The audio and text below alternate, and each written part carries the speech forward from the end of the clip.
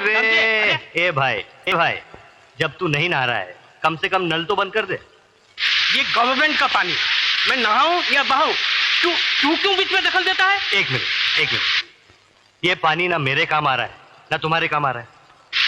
अरे किसी का भी काम आ गए, तू बीच में क्यों होशियारी दिखाता है? क्या काम कर। एक मिनट, क्यों पानी का खून कर रहे हैं आप? पानी गिरता है तो गिरने दे, तेरा बाप का क्या जाता है? तू अपने काम से जाता है कि नहीं? हाँ, अबे साले, बाप का नाम लेता है? हाँ? चल बैठ नीचे नल के, नहीं तो जमीन में गाड़ दूंगा, समझा? यार विजय, ये तू क्या कर रहा है? अबे गेंडे, आइंदा अगर कभी मैंने देखा कि नल से पानी बह रहा है और तू साबुन लगाकर किसी से शेरशायरी कर रहा है तो तेरी ये चर्बी है ना पिघला कर रख दूंगा, समझा? विजय, पानी जैसी छोटी चीज के लिए इतना गुस्सा? हाँ, ये छोटी सी बात नहीं है मेरे यार। अगर तुझे इस बात की गहराई को समझना है तो चल मेरे साथ मेरे गांव में, मैं तुझे पानी की एक एक बूंद की कीमत समझाता हूँ। अरे जीने के लिए जितना जरूरी खून होता है ना, उतना ही जरूरी पानी होता है। अरे पानी का बंदोबस्त करने तो मैं यहाँ आया था शहर में। काश भगवान ने मुझे इतना गरीब न बनाया होता तो आज ये दिन देखना ना पड़ता। मतलब ये कि काश मैं तेरी मदद कर सकता, लेकिन क्या करूं, मैं तो खुद रोज कुआं खोदता हूं, रोज पानी पीता हूं। अरे यार, तूने तो मुझे सर छुपाने के लिए जगह दी है, लेकिन तू मेरे पैसों की फिक्र मत कर। मैं नौकरी करूंगा, मेहनत मजदूरी करूंगा और मेहनत करके अपने पैसे जमा करूंगा। लेकिन विजय, शहर में नौकरी इतनी आसानी से नहीं मिलती है। अरे ढूंढने से भगवान भी मिल जाता है, तो नौकरी क्या चीज है? हाँ? विजय, तू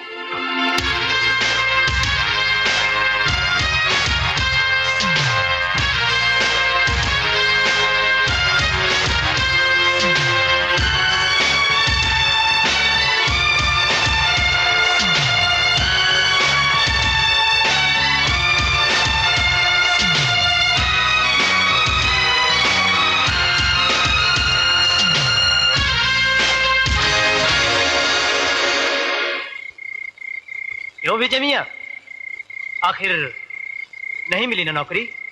अरे नहीं मिला तो क्या हो गया मैन, आज नहीं तो कल मिलेगा, कल नहीं तो परसों मिलेगा। जॉन अंकल, नौकरी कैसे करेगा जब सेहत ही नहीं रहेगी? क्या हो गया इसकी सेहत को? सुबह नाश्ते के बगैर चला जाता है और रात को भूखा सो जाता है। देखो सनी बॉय, ये भूखा रहने वाला मामला बिल्कुल रॉन्ग। देखो, मैं तुम्हारे लिए खाना लाई हूँ और थोड़ी सी खीर।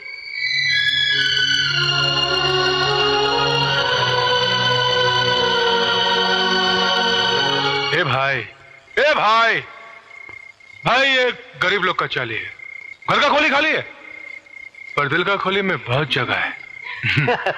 अमा विजय मियां, कहाँ हो तुम 3 दिन से? बिल्कुल लापता हो गए हो। वाह, उल्टा चोर कोतवाल को डांटे। अबे पहले तुम ये बताओ कि तुम खुद कहाँ थे 3 दिन से? आप अच्छी तरह जानते हैं, मेरा काम ही ऐसा है, आना जाना तो लगा ही रहता है। 2 दिन यहाँ 2 दिन वहाँ। चल, अगर तुझे भी भूख लगी है तो 2 निवाले तू भी खा ले। अबे चल जल्दी, चल जल्दी।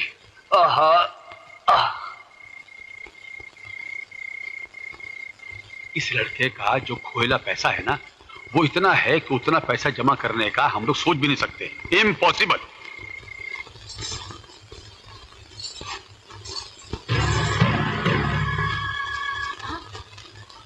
अरे राजेश्वर भैया, आप? हाँ, राधा, कोई समाचार आया तेरे भैया का? कोई चिट्ठी, कोई पत्र, कोई संदेशा? भैया को गए हुए कुछ ही दिन तो हुए हैं राजेश्वर भैया, इतनी जल्दी पत्र कैसे आ सकता है? अब देखो ना, उसे जाकर कुछ ही दिन हुए हैं और मुझे लगता है कि महीनों गुजर गए। चिंता लग गई है उसकी। राधा, विजय का अगर कोई अता पता है तो मुझे दे दे, मैं अभी जाकर उसे चिट्ठी लिखता हूं। ए राजेश्वर, अरे भाई सिर्फ तेरा ही ये हाल नहीं है, हम सबका ये हाल है। अगर उसका कुछ भी अता पता होता तो मैं खुद ही खत लिख देता। अब तो जब वो शहर से खत लिखेगा तो ही मालूम पड़ेगा वो है कहाँ। हाँ, राधा जी? जैसे ही विजय की शहर से कोई चिट्ठी आएगी ना तो सबसे पहले मुझे बताना। हाँ। मेरी चिंता दूर हो जाएगी। अच्छा हो गया। नमस्ते। दादा बेटी ये बहुत प्यार करता है विजय से। वो सुसरा विजय का तो कोनो पता नहीं चला भैया, मगर एक नई बात का पता चल गवा है। तो कह रहे वो सुसरा विजय की बहन जवान हो गई है। जवानी का हिस्सा उभरता तूफान था भैया कि हमरी तो नस नस मा। हे राजेश्वर, अपनी आंख का ढक्कन बंद रख। आंख रख सिर्फ गांव की जमीन पर। हाँ, जिस दिन वो जमीन हाथ लग गई, वो नई नई जवानी से गदराई हुई लौंडिया को भी सलटाई देंगे। हाँ, सलटाई देंगे।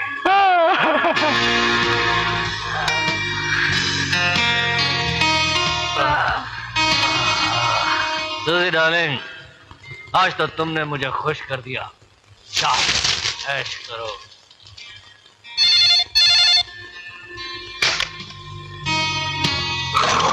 हेलो लंकेश्वर। हाँ लंकेश्वर, बोलो क्या बात है? निरंजन, हमरी गांव की जमीन का सौदा तो तुम कर गए, मगर अब की बार पैसा नहीं भेजा।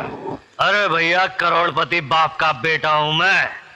जब चाहूं बाप की तिजोरी से जितना मर्जी पैसा निकाल लूं। तो फिर डालो अपना बाप का तिजोरी में हाथ निरंजन, और हमरा पैसा भिजवा दो। तुम फिक्र मत करो, तुम्हारी इंस्टॉलमेंट पहुंच जाएगी।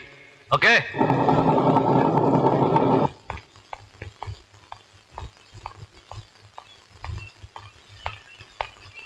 निरंजन, जी डैड। कल रात तुम कहाँ थे? डैड अपने पुराने बंगले पे। वो मेरे दोस्त विकी का बर्थडे था। और पार्टी तुम्ही ने दी थी, और ज्यादा दारू पीकर तुम वहीं सो गए होगे, है ना? बेटे, तुम गुमराही की जिस सड़क पर चल रहे हो उसकी मंजिल ठीक नहीं है। मुकद्दर ने तुम्हें दौलत दी है तो इसका मतलब ये तो नहीं कि तुम उसे दोनों हाथों से उड़ाओ। रहा सवाल तुम्हारे दोस्त और दोस्ती का, तो बरखुरदार जहां दौलत की रोशनी जगमगाती है वहां परवाने आ ही जाते हैं, मगर जैसे ही रोशनी बुझती है परवाने भी गायब हो जाते हैं। वैसे ही जिस दिन तुम्हारी जेब में नोट नहीं होंगे, तुम्हारे ये दोस्त भी नहीं होंगे, कोई तुम्हें पूछने वाला भी नहीं होगा। ओके ओके डैडी, आज से उन दोस्तों से मिलना जुलना बंद, ठीक है? अच्छा डैडी, मुझे हाथ खर्च के लिए कुछ रुपए चाहिए। फिर रुपए? अरे पिछले हफ्ते ही तो मैंने तुम्हें 50,000 रुपए दिए थे। डैडी, महंगाई कितनी बढ़ गई है आपको मालूम है? 50,000 रुपए में हफ्ते भर का खर्चा चलाना बहुत मुश्किल है। डैडी, वो जज का बेटा खतौड़िया, वो 20-20 हजार रुपए एक दिन में खर्च करता है, और वो राजू मिनिस्टर का बेटा 50-50 हजार रुपए यूं उड़ा देता है। दुनिया भर के बेटे क्या करते हैं ये मुझे नहीं मालूम बेटा, मगर तुम जो कुछ कर रहे हो वो गलत है, गलत है, गलत है।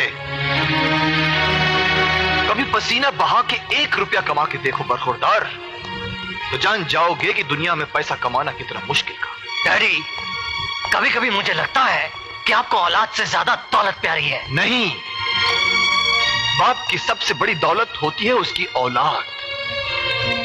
मगर मैं देख रहा हूं कि मेरी औलाद एक ऐसी दिशा में जा रही है जिसका अंजाम ठीक नहीं है।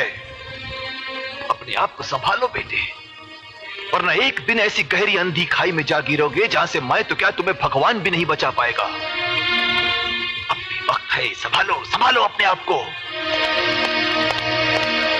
Good morning sir. Good morning. आज मजदूरों की पगार का दिन है। मैं बैंक से 10 लाख रुपए लेकर आया हूँ। Oh yes. आप गिन लीजिए। जिन पर विश्वास होता है वहां रुपए गिनने की जरूरत नहीं पड़ती। आओ चलें।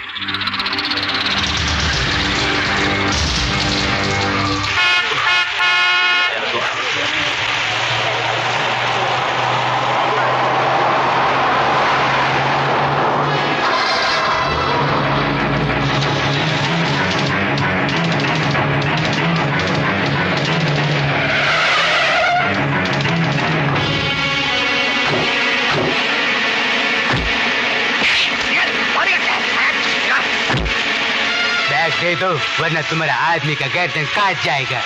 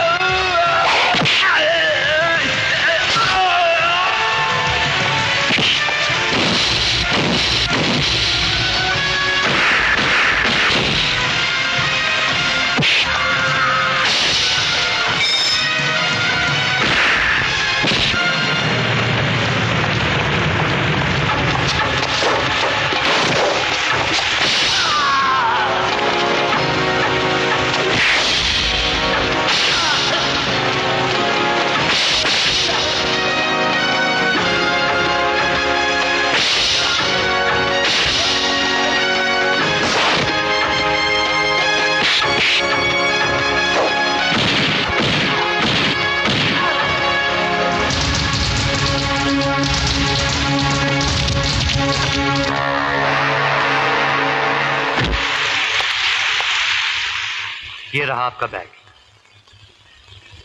क्या मैं तुम जैसे दिलेर आदमी का नाम जान सकता हूं? साहब, मेरा नाम विजय है। जानते हो इस बैग में 10 लाख रुपए थे। 10 लाख हो या 10 करोड़, जिसकी अमानत है उसे वापस मिलनी चाहिए। ये मेरा धर्म है साहब। मुझे तुम जैसे ईमानदार आदमी की तलाश भी थी और जरूरत भी। इसलिए तुम जहां भी काम करते हो, कल से वहां काम नहीं करोगे। वहां तुम्हें जितनी भी तनख्वाह मिलती है, मैं उससे दुगनी तनख्वाह तुम्हें दूंगा। कल से तुम मेरे लिए काम करोगे। साहब, असल बात यह है कि मैं भी नौकरी की तलाश में हूं। ये रहा मेरा कार्ड। कल सुबह 10 बजे फैक्ट्री में आ जाना। साहब, मैं समझ लूं कि नौकरी मिल गई?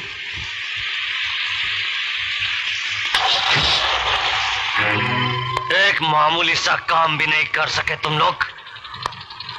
एक बैग छीन के लाने के लिए कहा था, वो बैग भी छीन कर नहीं ला सके तुम लोग। वाह बेटे वाह, तुझे आज अपनी औलाद कहते हुए भी मुझे शर्म आ रही है।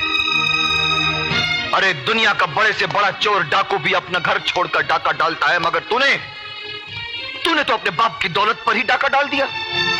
अपने बाप को लूटना चाहता है तू। बाप जब बेटे की फिक्र नहीं करता तो मजबूरन हम जैसे बेटों को ऐसा रास्ता अपनाना ही पड़ता है। खामोश। तेरे उन अय्याश और गुमराह दोस्तों पर लुटाने के लिए हराम की दौलत नहीं है मेरे पास। अरे क्या नहीं दिया तुझे मैंने? घूमने के लिए गाड़ियां, रहने के लिए आलीशान मकान, नौकर चाकर और एक अमीर बाप के बेटे का नाम दिया है तुझे मैंने। और तू आज अपनी गलती की माफी मांगने के बजाय ऊंची आवाज में मुझसे जुबान लड़ा रहा है। डैडी, वो जमाने गए जब बेटे बाप से ऊंची आवाज में बात करने से घबराते थे। ये 20वीं सदी है। हर आदमी अपनी मर्जी से जीता है। अपनी मर्जी से जीना चाहता है तू? अपनी मर्जी से तो जा, जी कर दिखा मुझे। अपनी मेहनत और पसीने की कमाई से 2 वक्त की रोटी कमा कर दिखा मुझे, तब मुझसे। मुझे कमाने की जरूरत नहीं है। आपकी दौलत पर मेरा भी हिस्सा है। आपके रुपयों पर मेरा भी हक है। कानूनी तौर पर आपकी एक एक पाई का मैं भी हकदार हूं। अपने बाप पर हमला करवाकर जो बेटा 10 लाख रुपए लूटने के लिए इंसानियत को भूल सकता है, खून के रिश्तों को भूल सकता है, ऐसे नालायक बेटे का अपने बाप की दौलत पर कोई हक नहीं होता। कोई हक नहीं होता। इससे पहले कि मैं तेरे खिलाफ कोई ऐसा कदम उठाऊं जिसके नीचे तेरी जिंदगी कुचल कर बिखर जाए, संभाल ले अपने आप को, संभाल ले। ये मेरी आखिरी वार्निंग है तुझे। इसके बाद आइंदा ऐसी कोई तूने गलत हरकत की तो मैं तुझे अपनी जायदाद से बेदखल कर दूंगा।